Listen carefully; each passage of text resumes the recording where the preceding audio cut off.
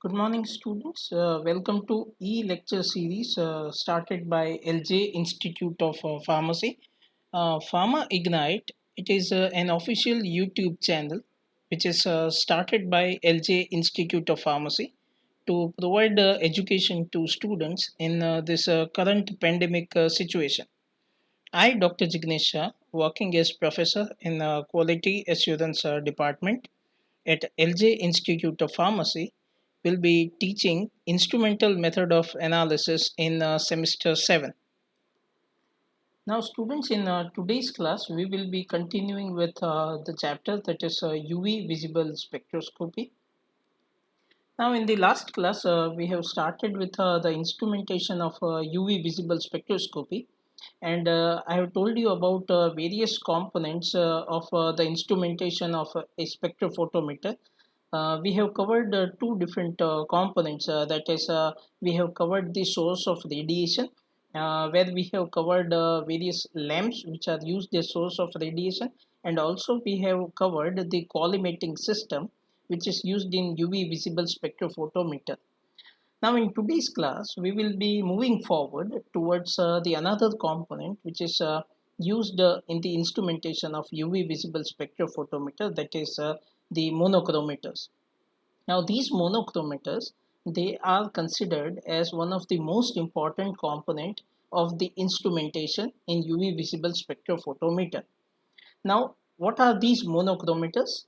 These monochrometers, these are the devices which are used to isolate the radiation of a desired wavelength from the wavelength of continuous spectra. So whenever we get a continuous spectra, in that continuous spectra, we get a range of radiation, or we get a range of wavelength of a particular radiation. For an example, in case of UV visible spectroscopy, the range is from 200 nanometer till 800 nanometer. Now this entire range or continuous spectra, it is basically not necessary for imparting the radiation to the sample. We need a specific radiation which needs to be imparted to the sample, so that the sample will absorb that specific wavelength of light which matches with the frequency of the sample. And that's why we need monochrometers. So these monochrometers will isolate the radiation of desired wavelength, and they will only transmit the wavelength which is necessary to be provided to the sample. And also these monochrometers, they are used because Beers and Lambert's law, that law also defines the terms in monochromatic radiation. So whenever we use monochromatic radiation, then only the Beers and Lambert's law will be followed. So these monochrometers are used to isolate the radiation of desired wavelength. Now, the essential elements of monochromator, it consists of the dispersing element and the slits. There are two different types of slits. One is the entrance slit and the another one is the exit slit. Now, when the radiations, when they are coming from the source of the radiation, so from the source the radiation will come, and first they will come to the entrance slit. Now the function of this entrance slit is to form a sharply defined narrow beam of radiation. So this entrance slit will form a narrow beam of radiation, and this narrow beam of radiation will be having the maximum amount of energy which is then allowed to pass through the dispersing element. Now after the entrance slit, there is the dispersing element. The function of dispersing element is it disperses a heterochromatic radiation into individual component wavelengths. Means a light which is composed of different wavelength, it is converted into an individual component wavelength light, that is the monochromatic radiation. And when this monochromatic radiation is formed, after that it is allowed to pass through the exit slit, and then it goes to the detector. So from the monochromatic radiation to the exit slit, in between these two the sample will be present. So these monochromatic radiation, before they go to the exit slit, First they will pass through the sample and then they will move towards the exit slit, and finally it will go towards the detector. So the most important point which we need to understand in this particular topic is the function of monochromator. The major function of monochromator, it is to split the wavelength of a continuous spectra and to obtain a component wavelength which can be used for the excitation of electrons which are present in the sample. So this is the main function of the monochromator, and dispersing elements which are used in the monochromators will help us to attain this particular objective. Now, there are different types of monochromatic devices which are available nowadays. The first type of monochromatic device, they are filters. Then there are prism monochromators, and the last one, it is the grating monochromators. Now, first we'll go with the filters. Filters are of two types: absorption filter and interference filter. Now, as all of us know that what is the function of filter? Filters, they will block the light of unwanted wavelengths and they will only transmit the light of desired wavelength. So this is the function of filter in case of spectrophotometer. The first type of filter is known as absorption filter. Now this absorption filter, it works by the process of selective absorption of unwanted wavelength, and it will transmit the radiation of desired wavelength. So all the unwanted wavelengths which we do not want to come in contact with the sample will be selectively absorbed by these absorption filters, and only that light which we need to undergo interaction with the sample, that will be transmitted towards the sample. So only that part of light will be transmitted and the remaining light will be absorbed. The examples of absorption filters are glass and gelatin filters.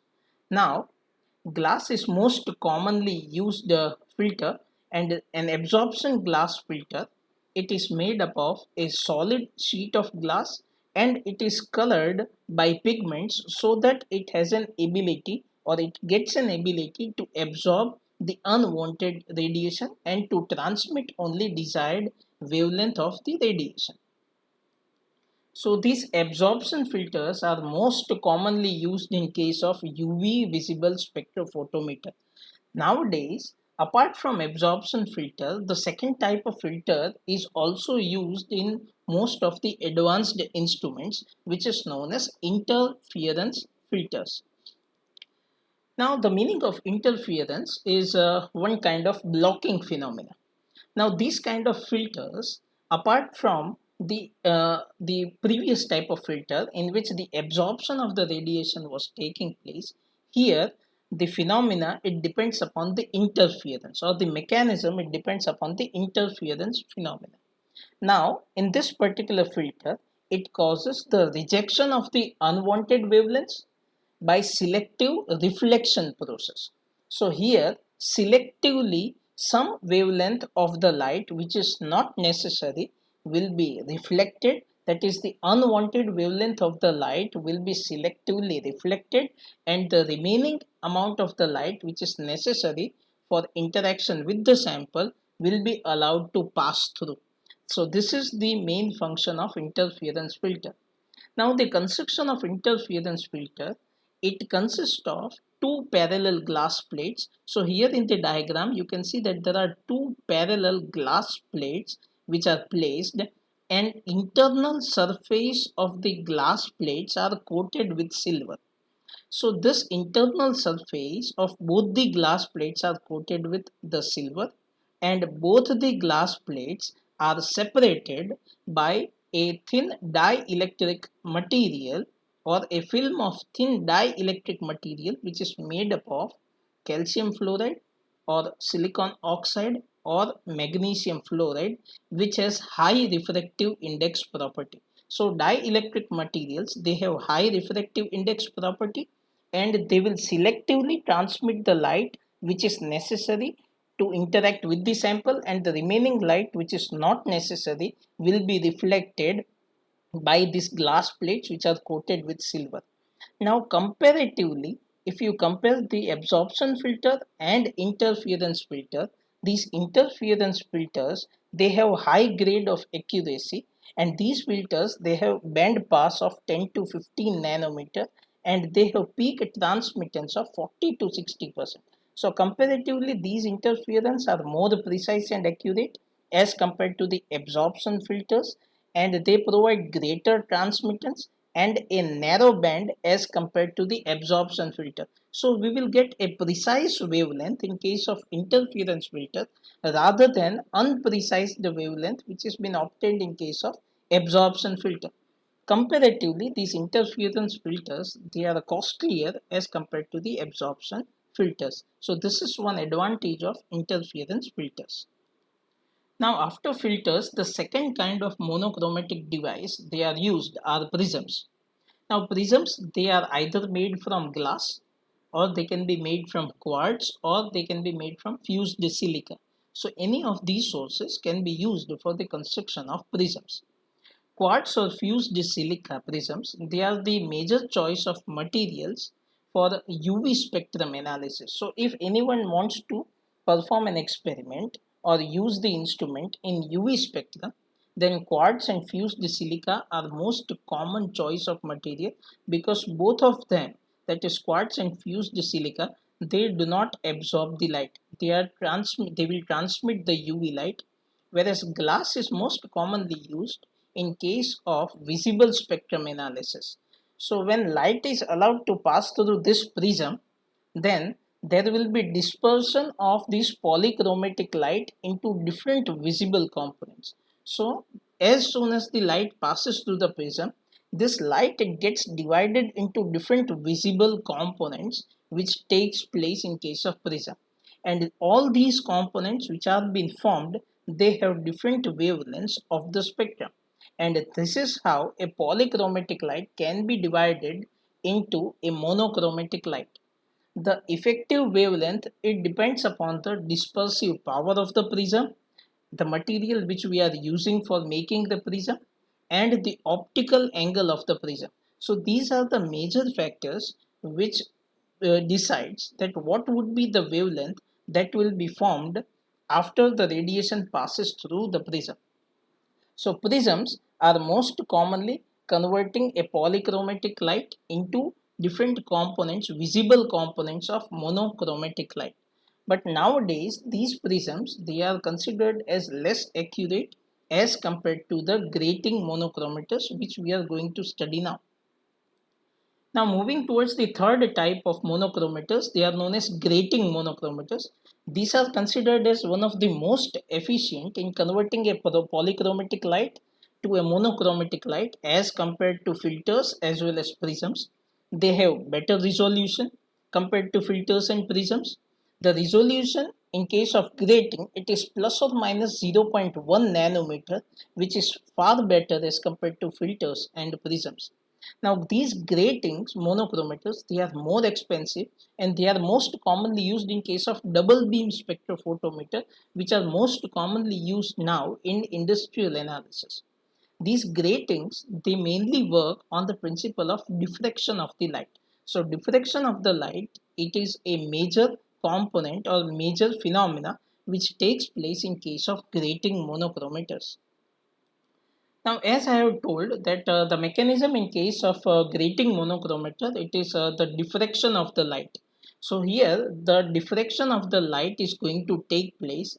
So here gratings are mainly constructed by a specific mechanism.